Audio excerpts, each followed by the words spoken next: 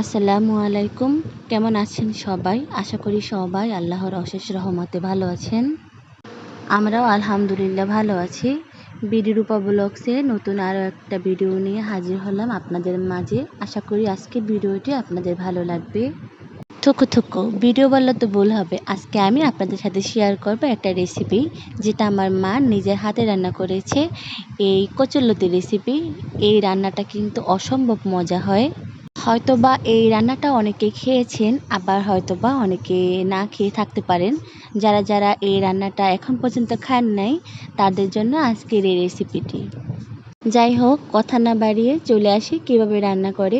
তো আমার আম্মু প্রথমে কচুর লতিগুলোকে বেশ ভালো করে পরিষ্কার করে কুটে নিচ্ছিল। হয়তোবা আপনারা ভাবতে পারেন আমার আম্মু কীভাবে এত ঝটপট করে কচুর লতিগুলোকে পরিষ্কার করছিল।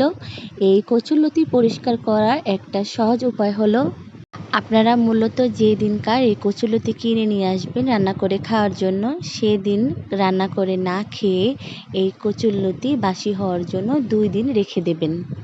এতে করে ছোলাগুলো শুকিয়ে যায়, যার কারণে খুব সহজেই পরিষ্কার করা যায় এবং এই উপায়ে রান্না করার পরে গলা চুলকানোর ভয় থাকবে না। তো এদিকে আমার মা ঝটপট করে সবগুলোকে কুটে নিচ্ছিল। তারপর এই রান্নায় যা যা লাগবে সেগুলো হলো, বেশি করে চিংড়ি মাছ দেবেন, তারপরে নারকেল বাটা, তারপরে পেঁয়াজ আর রসুন বাটা, তারপরে দিয়ে দিয়েছে স্বাদ মতন লবণ, হলুদের গুঁড়া, পরিমাণ মতন মরিচের গুঁড়ি। তারপরে বেশ ভালো করে মেখে নিচ্ছিল আমার মা। মায়ের হাতের ছোঁয়া বলে কথা। আমার আম্মু যাই রান্না করে তাই কেমন যেন আমার কাছে অনেক মজা লাগে।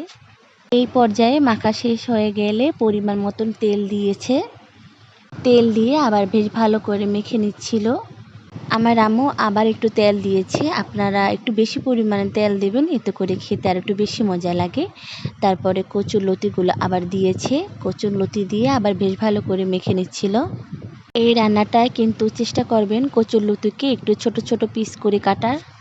এতে করে কচুর লতিগুলো খুব তাড়াতাড়ি সিদ্ধ হয়ে যায় এবং খেতে আর একটু বেশি মজা লাগে। এই রান্নাটার মূল আকর্ষণ হলো কলা পাতা, যার কারণ হলো এই কলা পাতা যখন রান্না করবে না, তখন এই কলা পাতার একটা সুন্দর স্মেল এই খাবারের মধ্যে ঢুকে যায়। খেতে এর কারণে স্বাদটা বেশি মজা লাগে। তো কলা পাতায় কোন প্রসেসে কি করবে সেটা তো আপনাদের দেখিয়ে দেব। প্রথমে একটা কড়াইতে তেল ভালো করে মেখে নিয়েছিল, তারপরে একটা কলা পাতার পিস দিয়েছে। অবশ্যই কলা পাতাগুলোকে একটু বেশ ভালো করে ধুয়ে মুছে নেবেন। তার উপরে আমাদের কচুর লতির মিশ্রণটা বসানো সেই কলা পাতাটা উপরে বসিয়ে দেবে। বসিয়ে দেওয়ার পর তারপর আরও একটা কলা পাতার পিস উপরে দিয়ে এপাট ওপাট করে আমি চারোদিকে একদম ঘুরিয়ে দিয়েছি। বেশ ভালো করে কলা পাতা দিয়ে একদম ঢেকে দিয়েছি। তারপর ঢাকনা দিয়ে ঢেকে দিয়েছি সিদ্ধ হওয়ার জন্য। অবশ্যই এই রান্নাটা নিভা আঁচে করার চেষ্টা করবেন। আমার আম্মু যেহেতু এই রান্নায় খুবই পারদর্শী, এই রান্নাটা আরও কয়েকবার করেছি, যার কারণে সে পুটুলি করেনি, এরকম কলা পাতার লেয়ার দিয়ে রান্নাটা বসিয়ে দিয়েছে। আমরা যেহেতু নতুনরা, আমরা এভাবে রান্না কখনোই করিনি, তো আমাদের কাছে এই ব্যাপারটা একটু কঠিন হয়ে যায়। কলা পাতায় মুড়িয়ে এই রান্নাটা আরও একভাবে করা যায়। চাইলে একটা কলা পাতার ভিতরে এই মিশ্রণটা দিয়ে আরও একটা কলা পাতা দিয়ে ভালো করে একটা সুতা দিয়ে মুড়িয়ে তারপরে তাওয়ার ভিতরে দিয়ে কিন্তু রান্নাটা করা যায়। এতে করে আমাদের মতন নতুনরা, আমরা যারা নতুন নতুন রান্না করছি, এদের কাছে সহজ হবে। আমার আম্মু কিভাবে এই প্রসেসটা করেছে সেটা অবশ্যই আপনারা দেখেছেন।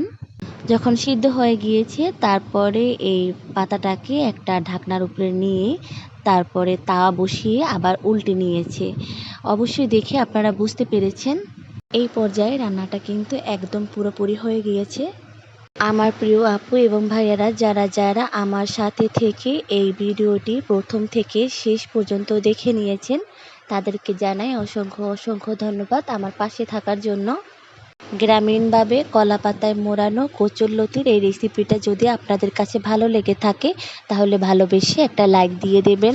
আর যারা আমার চ্যানেলে নতুন, তাদের যদি আমার আজকের ভিডিওটি ভালো লেগে থাকে, তাহলে একটা লাইক দিয়ে আমার চ্যানেলটিকে সাবস্ক্রাইব করে আমার পাশে থেকে যাবেন। সুন্দর একটা কমেন্ট করে দেবেন। সবাই ভালো থাকবেন, সুস্থ থাকবেন। আল্লাহ হাফেজ।